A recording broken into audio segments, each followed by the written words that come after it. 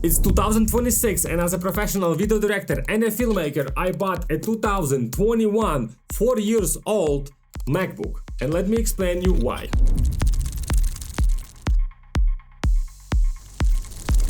So I'm a little bit of a geek myself. Not much, but nerd enough to make a right financial and strategical decisions when it comes to buying a new Apple MacBooks. And look, if you don't understand much about this, don't you worry, because by the end of this video, I'm gonna blow your mind. I'm gonna try my best to explain you on a simple language how this thing works, how to choose a right Apple processor inside of the MacBook or a desktop. Doesn't matter, how to choose a right one for you. The problem is that there is a little bit too much marketing. Every year there is a new one, M1, M2, M3, M4, M5, M6 around the corner. It can get quite overwhelming and quite confusing, but in the end of the day, everything comes to the simple hardware understanding. So with all that said, let's start the video. Alright guys, before we jump into it, I'm gonna have some notes for myself, okay, as I don't wanna lose my mind. There's a lot of data, a lot of information to remember, so we're gonna be watching some notes here and there.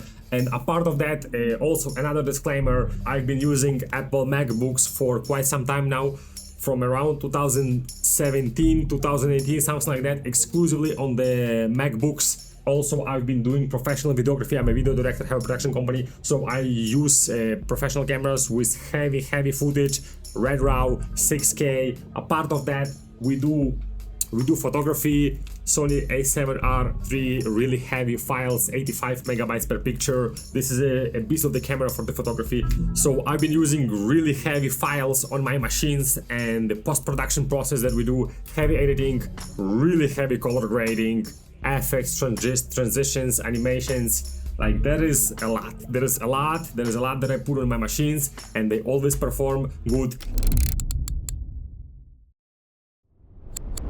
Okay, with that said, this is the new one that I got, and I was coming from this guy right here. So this is the M1 Pro and this is the M1 Max.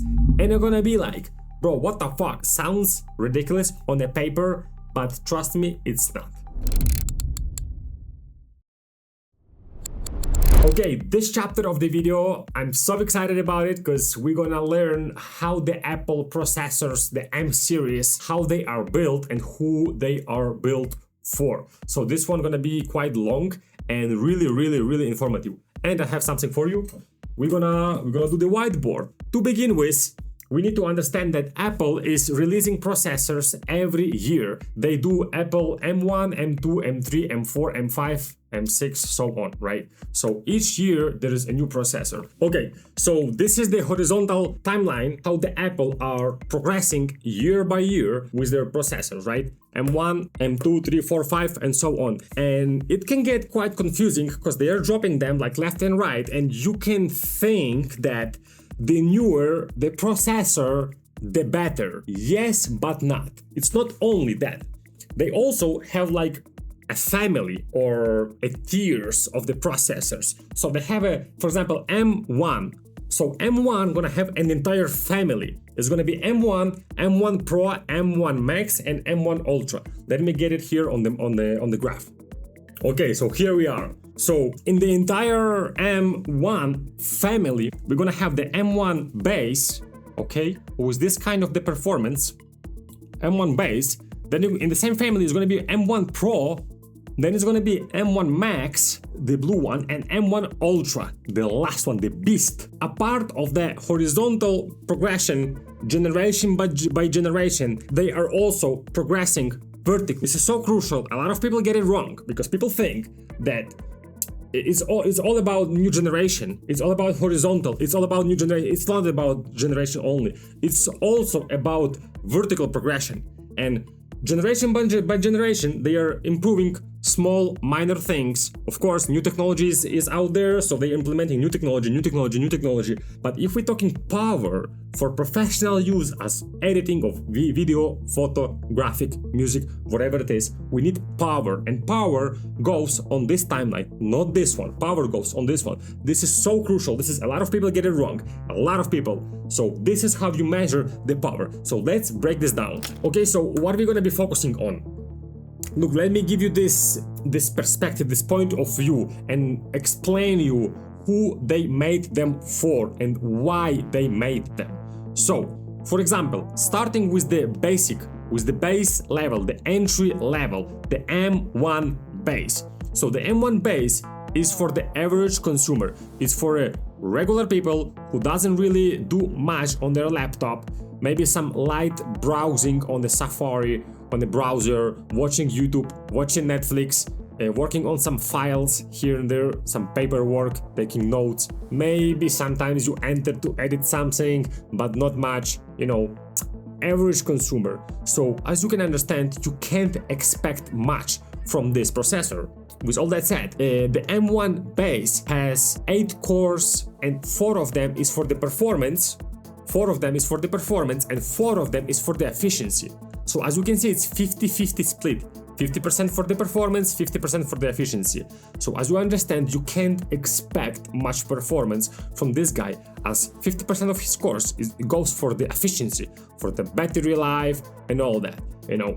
But as soon as you need some more power, as soon as you need to do some heavy lifting, some more work, like video editing, photo editing, some music production, some graphics or whatever, that's when you jump to the next level. That's why they made the M1 Pro, which gonna have the same 10 cores, but in this case 8 cores gonna be for the performance and only 2 for the efficiency. You're a professional, you probably don't really care about efficiency that much, so they give you more performance because you're a professional, right? Also, the Pro one probably gonna have more RAM. Probably it's gonna have huge SSD. Probably it's gonna have another crucial thing. By the way, we're gonna touch that topic really deeply in a second.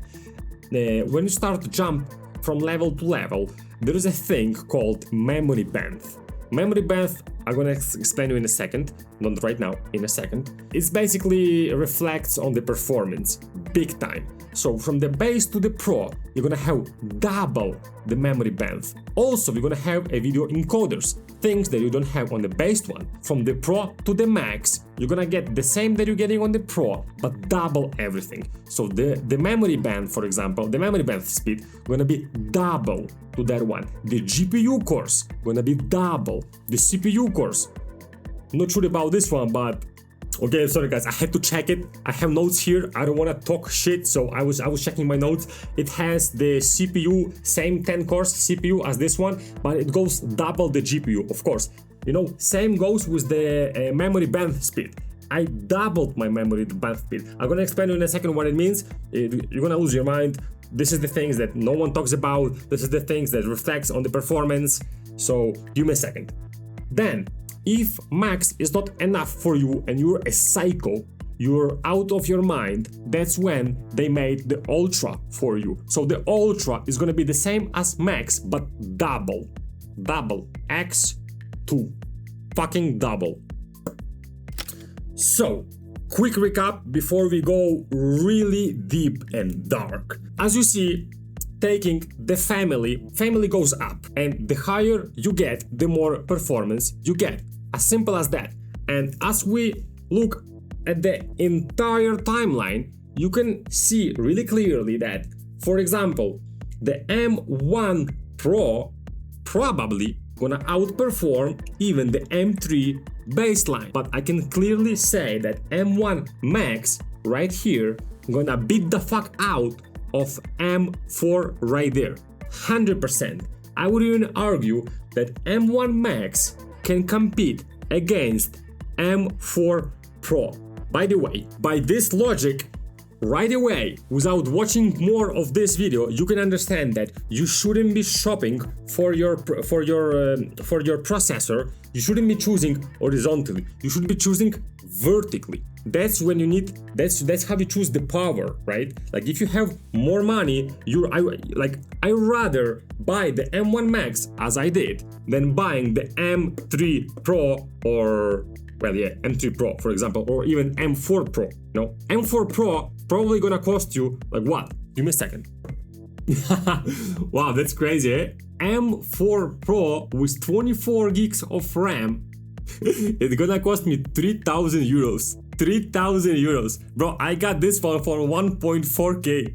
It's more than 50% less. 3,000 euros. And guess what? For 3k, my MacBook, which is more than 50% cheaper, gonna outperform the M1 Pro.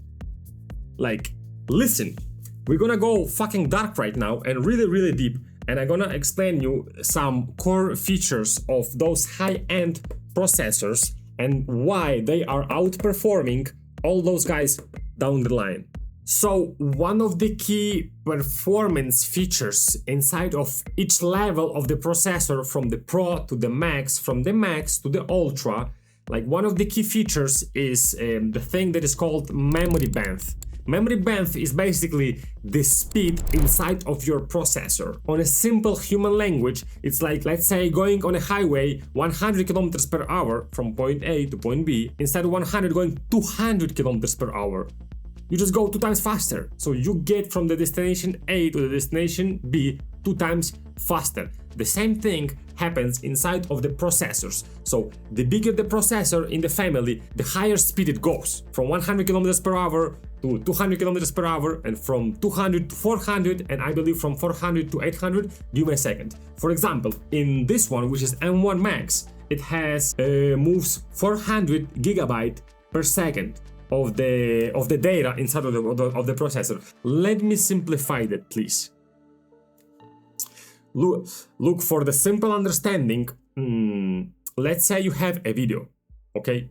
Video from this camera, for example, cinema camera, heavy files. Let's take 1 frame of the video. 1 frame, right? The video goes 24 frames per second, so let's take 1 frame. So your GPU never gonna be processing that 1 frame directly from the SSD. It's not working like that. When you hit play on your keyboard inside of the DaVinci Resolve, for example, when you hit play, your computer needs to send the data from the SSD to the RAM memory, which is aka inside of the processor. And right there, right away, without much work, your GPU can take that 1 frame right away, instantly, super fast, and process that. So I know it's confusing, but that's how those things work. And the more memory bandwidth speed you have, the faster your GPU can process your 1 single frame, aka your video, aka 24 frames per second. So that's basically the core principle, the core difference on those each tier of the processors. So going back to our board, if we try to see the numbers of each processor, I have it right here. Give me a second. So on the M1 base, we have 68. Wow, 68. That's bullshit of the bandwidth speed, right? On the M1 Pro, it's 200, and on the M1 Max, guess what? It's fucking 400. Double, right? It's fucking 400. And of course, by logic, on M1 Ultra, it's gonna be 800. 800.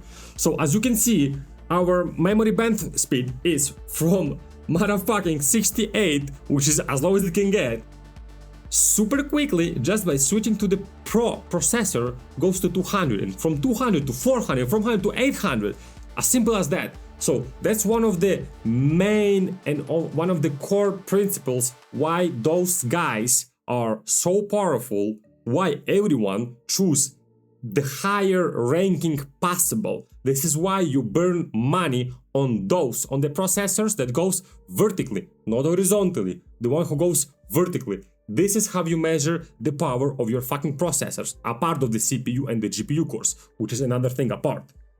So basically the memory bandwidth is how fast your car can drive on the road. I know it's confusing. I don't know. I'm trying my best to explain it on the most simple language possible. Okay guys, by the way, we are not over. We still have one more, which is the, I have it right here, media encoders. This is also one of the things you probably hear here and there. Apple is talking about media encoders. So what the fuck is a media encoder? Well, media encoder is a specific hardware dedicated specifically for encoding and decoding your videos, your codecs, to be more specific. Codecs like H265 that I'm recording right now on this camera, as well as Apple ProRes. I don't care about Apple ProRes as I'm not recording Apple ProRes, but I do record H265 on this camera right here, so I do care about that a little bit. So those encoders basically help your computer to decode or encode your video. And on a more human language, think about this like that.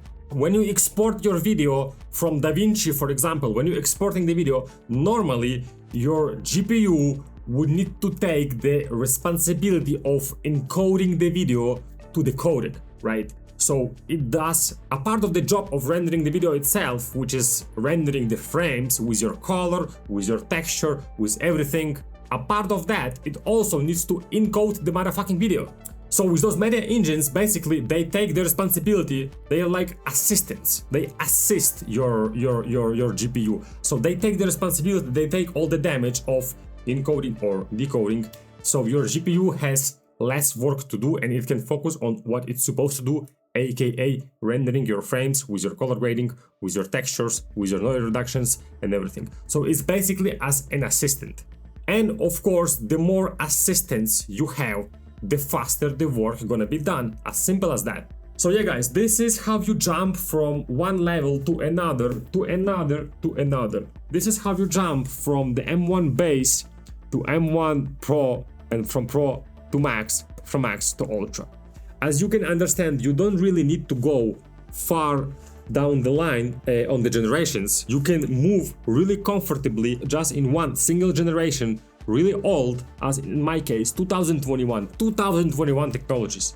2021 technologies, a beast, a fucking beast. Let me tell you, Red RAW 6K, 40 FPS, 16-bit color, 4K timelines inside of the DaVinci Resolve. I'm not doing 180p timelines. I'm not a gay. I go 4K, I don't care, you know. I can hit playback with the color applied, and this shit gonna perform. I'm not gonna be dropping frames. I can do noise reduction, and I'm not gonna be crying. You know what else? I can take my 1500 picture from the concert, from the event, from wherever, from this camera, 48 megapixel sensor, up to 80 megabyte per picture, and I can drop them inside of the Lightroom with no problem, really quickly, smoothly, scrolling, selecting my pictures and editing with no problems from this guy right there. So I've been testing my machines for years. M1 Pro, I have this guy like for what, for 3 years or something like that. Never failed on me, a beast of the machine. Now M1 Max, double of the performance. So as you can understand, you don't really need to go to M4, M5. You just jump to another level inside of the same family. That's it. As simple as that. So this is why your tiers, your level of your processor matters way more than the generation. You always hunt, you always look for another level of the same family. You never look for another generation, you look for another level. This is what really matters.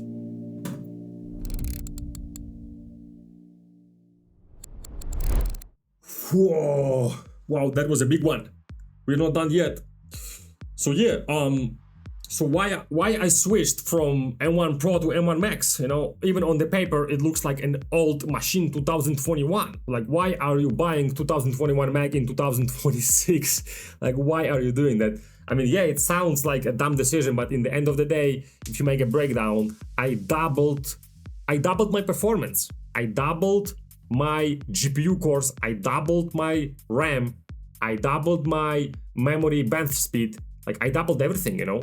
So I have more power for the color grading, I have more power for the transitions, I have more power for the noise reduction, for the glow, for the halation, for the motion blur, for the text animations. I have double the power for everything, you know, and you still staying on the budget. Like, I paid 1.4K. Guys, this is unheardable.